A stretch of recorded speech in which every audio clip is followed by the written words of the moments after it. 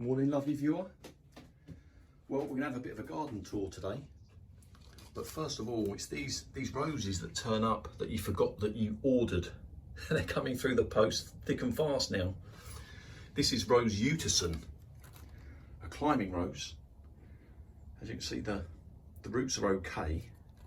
And we've got 3 stems coming up from the base, all pen thickness or thicker.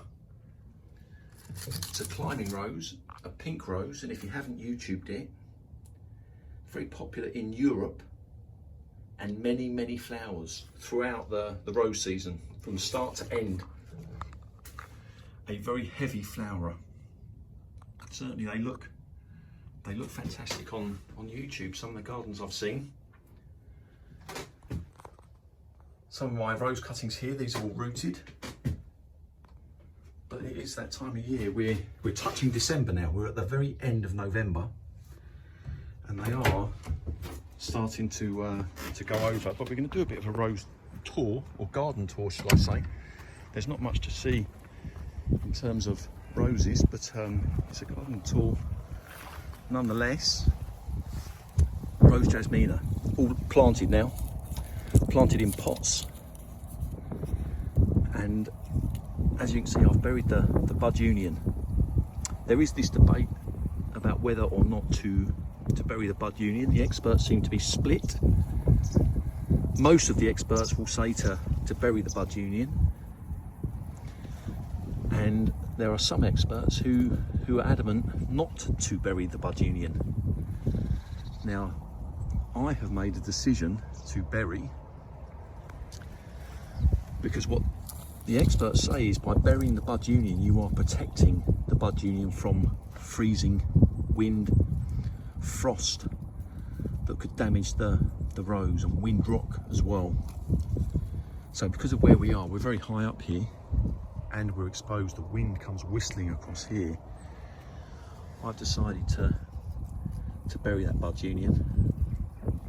But if there are any experts want to advise me otherwise, then please do let me know. Here's some more here. I've buried these. If I could turn the clock back, I would be less afraid to plant roses in pots. I think when we first get roses, especially as novices like me, there is this eagerness to plant roses straight into the ground. But if I could turn the clock back, I would be less afraid to plant roses in pots for the first year. And that will give me time just to observe the rose, see how I get on with the rose, and see how the rose gets on with me. I think that's perfectly fine. There is a lady on YouTube, her name, it escapes me, but she is a rosarian, she is a good gardener, she's got a great channel. And I don't know if you've seen it, but she gets an angle grinder and she cuts the bottom of the pots, big holes in the bottom of the pots, and then puts the pots straight onto her flower beds, which I think is a fantastic idea, because when the rose eventually gets root bound, or starts to get, the roots, they find their way through the hole and they go straight into the soil. And then it gives her the option of much more easily moving the rose if she needs to. So I think that's a great idea. And yet I would be less afraid to stick roses in pots for that first year, if I could turn the clock back. Here, I'm going to put another 2 or 3 pots just down here. The Parfuma collection down here at the back. The sun, it rises over there in sort of May time, comes up and over, and it sets over there. So here they will get plenty of sun.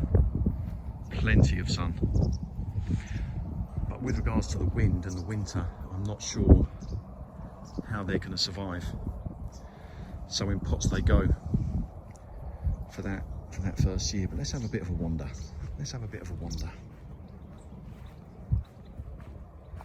Here's the little wildlife bit. We let this bit go completely. Just put logs down.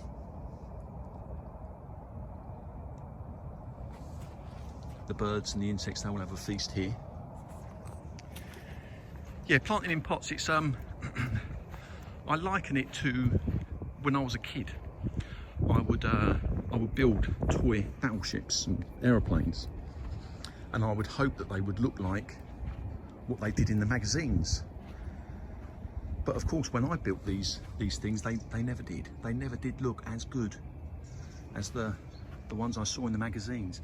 And I think to a certain extent, growing roses, it can be like that. A lot of the videos that we see and these television programs, you know, these roses, these fantastic roses that you see, they are grown by expert rosarians or gardeners with years of knowledge behind them. But for novices like me, it's not always like that. It's not always like that. Am I wrong? If there's any other novices out there, let me know. But planting them in pots, it gives me a chance to check out how the rose is going to grow, what it's going to do, and it will give the rose a chance to tell me if it's not happy, and it'll be easier for me to move the rose or change what I'm doing for it. So yeah, I would be less afraid to do that. I really would. But if I'm wrong, let me know. And I'm walking around my garden here. The more serious gardeners amongst you will be having a chuckle to yourself, I'm sure, because we are touching December. And what you should be seeing, you will know, is a well dug and mulched flower bed. But I have been caught napping. I have been really caught napping. I've been busy. I've got stinging nettles growing here.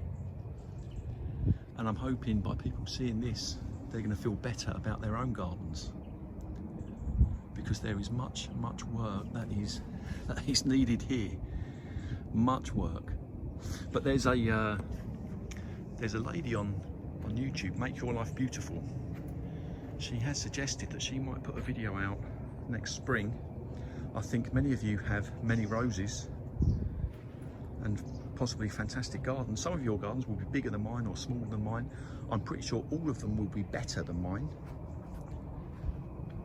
So yeah, I'd love to see your gardens. Get uploading. Get uploading. I think it's a great way to share opinions, share advice. You see this here? This here, I think it was Ben C who said it. I apologise, Ben, if it wasn't you, but with regards to burying the bud union, you know, the retailers, David Austin, will tell you to bury the bud union, but whenever you buy a rose from any retailer, the bud union is never buried. Why? Why is that? I don't know. But yeah, a lot of sorting out needs doing there, and I am worried how these plants are going to get on this winter. But I'm going to see how we get on with these two, and then possibly in the spring move the other three there.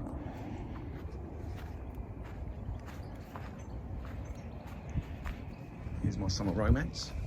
See, this is in a pot. If next year this is done really well, that will be easy for me to put in a better position. But let's go out the front. Let's go out the front for the time being. How is everyone? I hope everyone's well. Naffy, what's going on? I haven't seen you for a long time. Right here, as you can see, I have done some digging. It needs digging again. The dahlias, this year we're going to leave in situ. I've put a mulch over the top, but we're going to leave the dahlias here for this year. But I am a novice, and we're gonna suck it and see how these get on. It is quite sheltered here behind this fence. This here is Nepeta caps pyjamas. Grows about 12 inches high and a fantastic blue. Very good for the bees. Here's the Parfuma collection. You can see with all the bud unions buried, and this here is First Crush. And I can tell you now, even though it's looking a state, you know, we're touching December, but I can tell you that that is a very powerful scent. Very happy with that. Very happy with that indeed. Here's my cutting. I've given a few of these away, they've all done very well. Yeah, most of the roses I've plucked, but not all of them. Not all of them, as you will see. Right, this here, Eustacia Vye, this one I have plucked, but you can see it's got many crossing stems, and I wasn't sure whether to cut these back now or wait until January. I don't think it will catch much wind, but if there's an expert can let me know. I know I'm going to cut it back in January, but these crossing ones here, should I do that more urgently? I don't know. Olivia Rose Austin,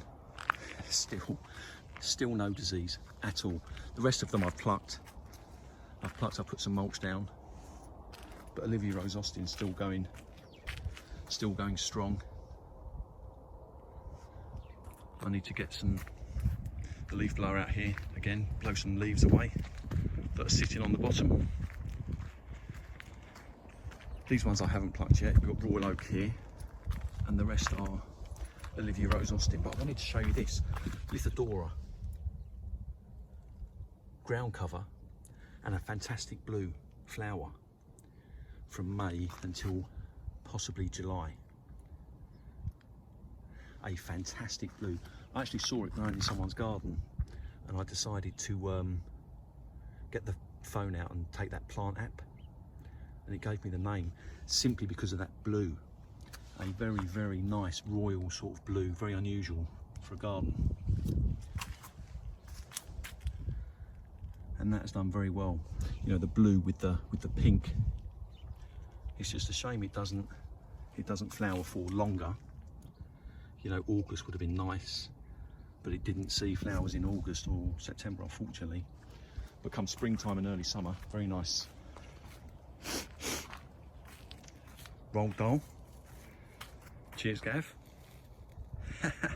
No disease on it. Like I say, we're touching December, we've seen snow already, and she's still looking mighty fine. Buds are still there. Still looking very healthy, Roald Dahl. This here is a fantastic shrub. It's like a cascading thing. We'll put Christmas lights on that. But a fantastic shrub. Here the birds are all going mad for this at the moment. It's all dead. I don't really want to pull any of it up because the birds are all having a feast. Lovely. It's like a wildflower. Bright yellow. See, these ones I've all plucked. You see that there, I've just seen that. That there, I need to get the sucateurs out and cut that back and keep cutting it back until I can't, because there's a borer going down there. I've learnt that. I know that needs to come off urgently. Yeah, if you're watching this and you've got your gardens, I'd love to see your gardens. YouTube are never going to pay us any money. You know, that's not gonna happen. That's for the big hitters, you know, the Premiership footballers. I'm just kicking a football up against a wall. This here I need plucking this one, and Rose Amadeus as well. That needs good plucking. And look, the leaves down here, that's not good. But look, your gardens have got to be better than mine. They've got to be better than mine. If I can do it, you can put your videos out, just be silent or put music to it. It's a piece of cake. And by the sounds of it, some of you have got some fantastic roses. But like this here, we are in winter now. There's no question, the snow's been down already. This here's winter jasmine. We cut it back harsh last year, and it did grow back. So next year, probably in a couple of months, we're going to really cut that back, that way and that way. It's way too big, but a lovely yellow flower. A lovely yellow flower this time of year brings a bit of colour to the garden. This here, see, this is an example as to why I wished I'd put more roses in pots. David Austin will tell you that this rose is a repeat flower, but by definition, a repeat flower is something that flowers just more than once. And this, it flowers fantastically well in June, and possibly a tiny amount of flowering in October. But that is it. And now, because I've planted it in the ground, what was said to me and what was explained to me is the moment you stick a rose in the ground, the clock is ticking, because this parent rose will start to contaminate and poison the soil in that hole against other roses. And it was said to me that it can take 1 year or it can take 3 or 4 years. But now, because this has been in the ground a couple of years, if I was to dig that up now, I would have to excavate all that soil out. If I'd have planted this in a pot, I would have established its flowering, and it would have been much easier for me to move. But if I'm wrong, guys, please let me know. But that is what got said to me. Rose sickness. The clock starts ticking. Here's another one of my cuttings that's done very well. That's all rooted as well. And she's out and about. Right, let's just pop round the back, because there's something else I've thought of. I'll just have a quick look at the view.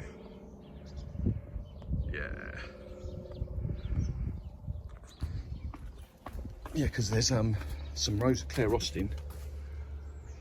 Very healthy, but the flowers are very heavy.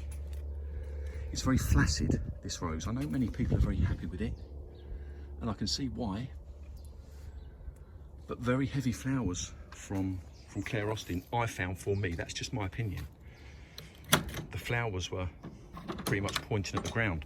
Maybe in a year or two it will grow stronger and they will be more upright, but time will tell. Time will tell. Yes, this here is something that I wanted to point out. Star jasmine, Confederate jasmine, that didn't flower for me at all last year, nothing. And because I've got so many climbing roses, they're not going to remain in pots, all of them. So I am eyeing up this space here. I'm going to see how this does for me next year, but there's a chance I could dig that up and put a climbing rose there, and the same here. We've got honeysuckle. Now I do like honeysuckle, but it does get very woody unless you keep it low. And again, simply because that I've got so many roses, I'm thinking of planting one around here to grow up, possibly around that window, because we are getting short of space now. And this next one here will be a little bit cheeky. My wife will kill me, but I'm going to create a space there to have one growing up. There. Look at that, 19 minutes. 19 minutes. I think people they watch my videos for 4.5 minutes or something. Oh, there's a blackbird. I can't see 20 minutes surely. Right, wow. Right, lovely viewer, you have seen the state of my garden. I have no shame. There's weeds growing everywhere. There's many things that I haven't done. So please, let's see your garden come spring. I'd love to see them. I really would. Right, lovely viewer, I hope you have a lovely day.